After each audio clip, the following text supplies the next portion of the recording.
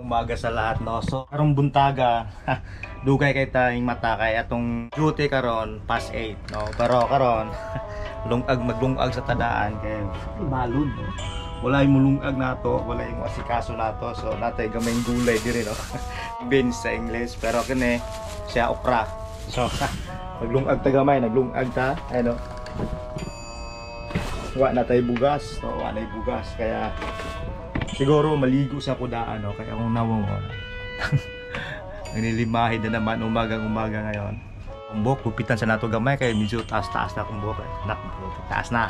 So kita-kita tayo niya. So alis na tayo kasi wala nang oras at kain lang tayo saglit. Isang takal, isang kutsara lang. Let's go! So yun mga kaibigan, naglalakad na po tayo papunta sa bus station, no? Kung saan tayo sasakay ng bus.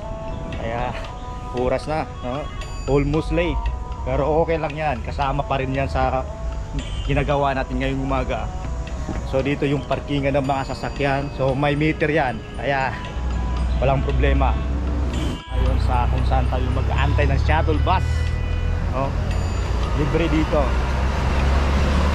meron pang 5 minutes. Sige. Morning sir. Morning sir.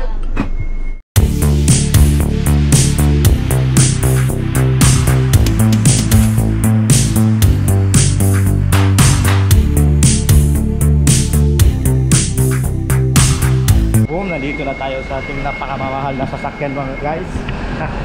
Nandito na tayo mga kurap. Saglit lang ha. Dalawa yan. Kasi yung iba nasa opisina. Saglit lang muna. Ano muna tayo, no? Asikaso muna tayo. Papasok muna tayo sa loob. Wala tayong susi. So ngayon, maglinis muna tayo. Baka bigla tayong alis. Tapos yung sasakyan madumi. Kaya nakakahiya naman, no? Late na nga tayo.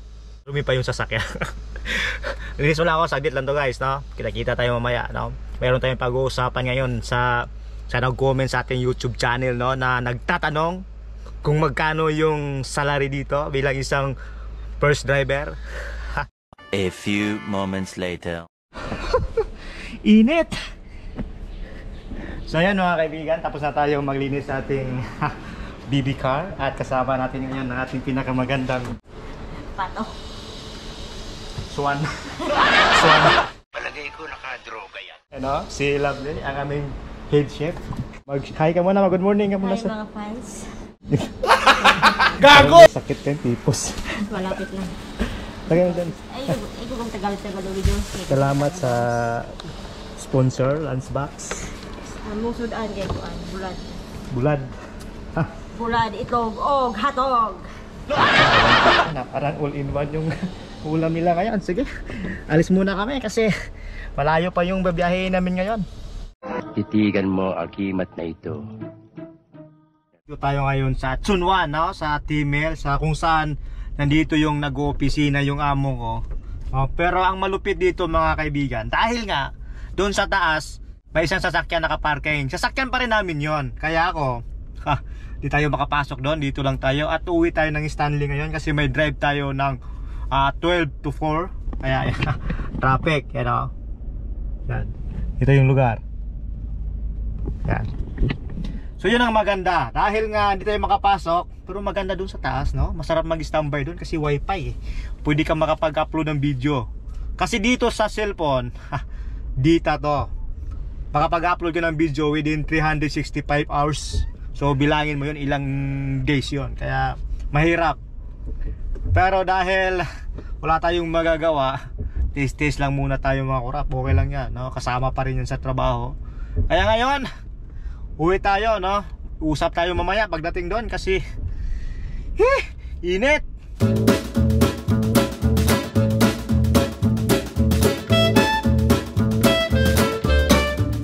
At dadaan naman tayo sa punitang tunnel doon sa Cruz Harbor. Sobrang traffic ngayon, no?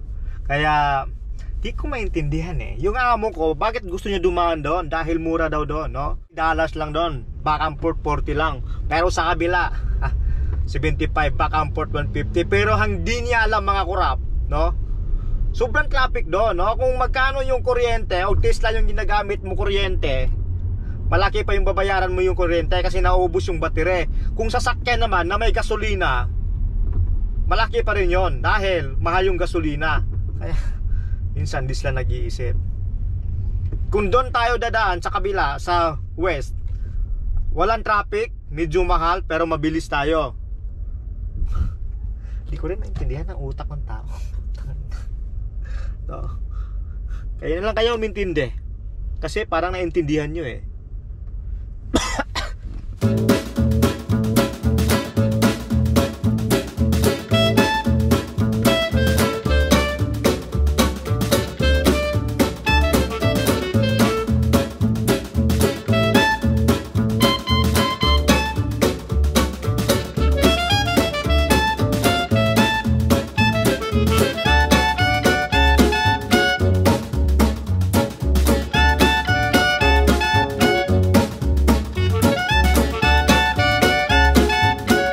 Ayun mga kaibigan, ang tulad ng sinabi ko, bumper to bumper naman yung traffic dito hanggang kabilaan. Ayun no, hindi pa to, nag-uumpisa pa lang tayo. So yan ang sinasabi ko dito sa Cruz Harbor no. 1 kilometer pa yung tunnel, pero yung traffic 3 kilometer na, nag-uumpisa. 1 hour naman tayo may stock dito ngayon, tulog muna tayo. Sa lahat ng driver ngayon nandito sa Hong Kong, wag po kayong dadaan sa Cruz Harbor Tunnel. Sobrang traffic ngayon no. Nai-stuck ako dito. Kaya you're late. Anong bago? Always late na naman tayo ngayon. So ayan mga kurap no. Hindi ko to kasalanan kung bakit na-traffic ako dito. Kasalanan to ng amo ko. Bakit dito ako pinadaan no? Dahil ba mura? Gusto mo ng mura? Tangina no? Kita mo yan mga kurap. Yan no. Yan. Kita mo sa mapa no. Is kulay red, ang ibig sabihin niya no, sobrang traffic. Yung traffic bumper to bumper talaga. Ayan o. O nasaan? Yan, kita mo yung arrow ko, nandyan ako. Itong kulay red, dyan ako dadaan. So tingnan mo hanggang dyan, hanggang yan. Kita mo. Ito yung tunnel o. Yan o. Dito yung dagat. Kita mo yung dagat. Ha. Diba? Malayo. Sobrang layo. Kaya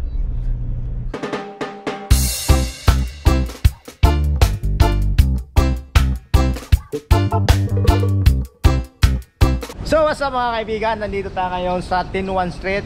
Kung hindi nyo alam, nasa Verdin tayo na area ngayon. Oras mag-alas 12:30 na. Hindi pa tayo kumakain kasi sobrang traffic kanina. Pati pagkain, late na naman no. Kuha muna tayo pagkain dun sa likod ng sasakyan natin dahil meron itong baon. Wow. May baon tayo. Ito yung camera ko, parang malabo pa sa sikat ng araw. Okay lang yan. Ayan. Pasok muna tayo kasi uwi tayo ng Stanley. Kanina nakarating na tayo ng Stanley pero may drive tayo ng maaga. Kaya okay lang yan. Like, comment, and subscribe. Parang tinapos mo yung video. At dahil nakauwi na tayo, lang tayong babasahin isang comment na mula kay Junior Jose Yamson 6552.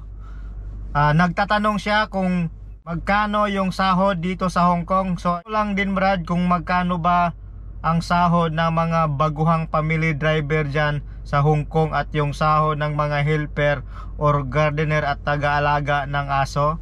So unahin ko yung family driver nga baguhan. Kung baguhan ka pa lang dito Brad, is masasabi ko depende yon sa amo no, kasi may kontrata ka eh. Pag alam ng amo na may license ka na at i-increasean ka, pero mostly ang ini-increase nun mula sa minimum, tataas yun ng mga 6,000, 7,000, libre lahat, first timer yon. So ang tanong mo kung magkano yung sahod ng helper, so ang helper minimum no, 4,000 plus 4,630 o 4,730 minimum yon, standard yun dito. Sa gardener, yung gardener naman Brad, minimum din yon yung pagdating mo dito. Pero nakadepende na lang sa amo yon kung i-increasean ka nila o bibigyan ka ng kung sa baga yung extra income. Pati yung pag-alaga ng aso. Kasi ang tawag sa'yo pagdating dito is helper ka pa rin. No, kahit kayong mga driver lahat dito, ang tawag sa amin helper pa rin. Pero meron kaming addendum na nagpapatunay nga may mga special skills kami like driving. Yan, medyo malaki yung demand sa mga ganyan. Pero kailangan mo nang dumaan muna sa napakalupit na karayom bago ka makakuha niyan. Kasi hindi porket marunong ka mag-drive dito, parihas, no? Hindi, iba. Kung makikita mo ako, nasa right side ako kasi yung drive dito nasa right side. Kung sa Pilipinas nasa left side. Tayo nasa right side dito sa Hong Kong. Kaya 'yon.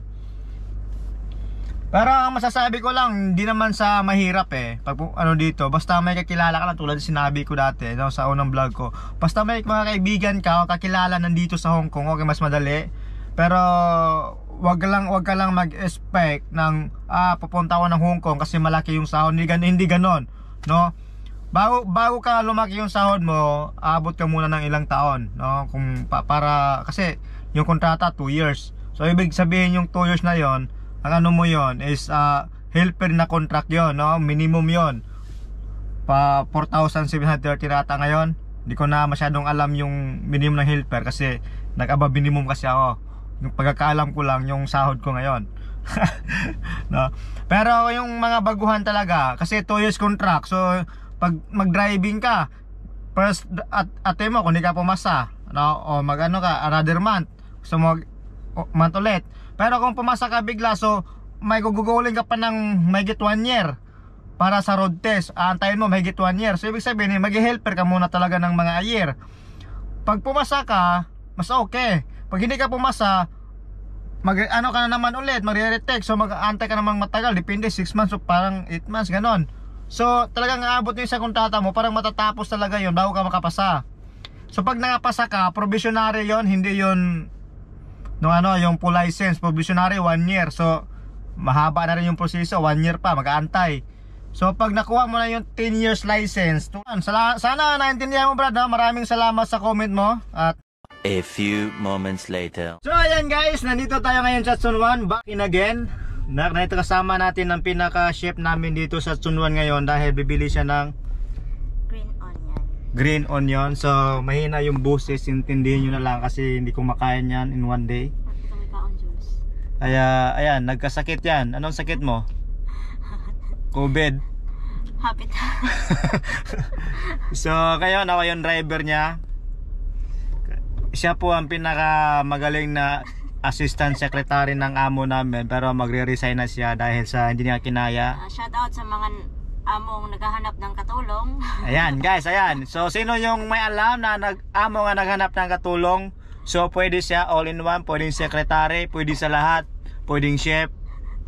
Pero medyo may kamahalan lang yung bayad. Magkano yung bayad mo? Hindi, kuan lang. Minimum siya, nagmi-minimum siya ng $15,000 kaya okay ba 'yon? Okay. I-shout out natin yung amo. Sa lahat ng amo nga naghahanap, I recommend yun na ito. Malupit yan, no? Kahit anong klaseng pagkain gusto nyo, kaya niya. So nandito tayo ngayon sa Chunwan Market, no? So bibili tayo ng karne ngayon.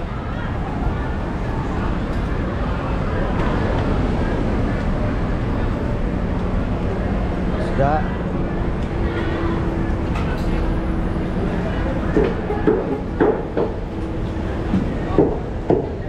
Dito ang daming tao, no? Mahirap bumili. Kaya punta tayo sa kabila, baka yung sasakyan natin habulin ng pulis yan, no? Medyo madilim yung panahon.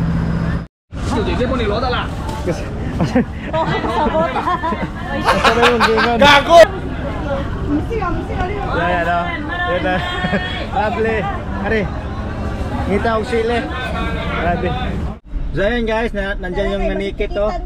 No, warden, nanikit ng mga pulis. Police warden yan sa gilid ng kalsada. Ano yung palit? Sila din ang bultahan. Animal lang, wala mag-isiradaan. Mga kaibigan, nandito tayo ngayon sa Tungchong, no? Dito tayo sa basement, inaantay natin yung sasakyan natin para maka-charge. So, ang oras na, mag-alas 8 na, pero yung amo, no, pumunta pa rito, sobrang layo, magdi-dinner dito sa Tungchong. Samantalang yung uwian ko maya Stanley. Alam mo kung gaano kalayo yun guys? 1.5 hour. No, depende sa traffic, pero gabi walang traffic ngayon, medyo 1 oras na lang siguro. Tulog muna tayo ng saglit, 2 hours atas na dito o 1 hour, no? Antayin natin, nagyita talaga. So ayun mga kaibigan, so hanggang ngayon nandito pa rin tayo sa City Gate, no? So ang oras natin ngayon is alas 10:40 na ng gabi. Kaya parang tayo na lang ata yung sasakyan dito natitira dito sa ilalim ng parking space. May lumalakad-lakad naman ng mga tao dito, no? Pero sa kasamaang palad na mga kaibigan, dahil nga yung amo natin na ikiusap na kung pwede mag-drive ako kahit gabi, dahil nga ayaw lang mag-drive ng malayo, bakit hindi kayo mag-Uber, no? Dadamay nyo pa ako pero dahil naintindihan ko yon, no? Kasama sa trabaho din yun nila, no? Kailangan yung maintindihan na give and take kung sa baga, kasi yung mga employer, mga hanap din sila ng pangpasweldo sa atin. Kaya tayo naman kailangan din natin makatulong sa kanila. So pumayag tayo na mag-drive kahit gabi na, kahit late na tayo. At kumakain ka na ba? Parang kumakain ka lang ng mga konti-konti dyan sa tabi-tabi, no? Pero okay lang yan kasi gabi naman ngayon. So siguro kita ba? At yan lang. Siguro hanggang dito na lang mga kaibigan, kasi pag uwi ko tulog na yung mga kasama ko dun sa bahay, no? Tayo ko rin maristorbo sa kanila, baka sisigaw ako doon. Dito ko na tatapusin yung video at maraming salamat sa panonood, no? Hanggang sa muli. Peace out.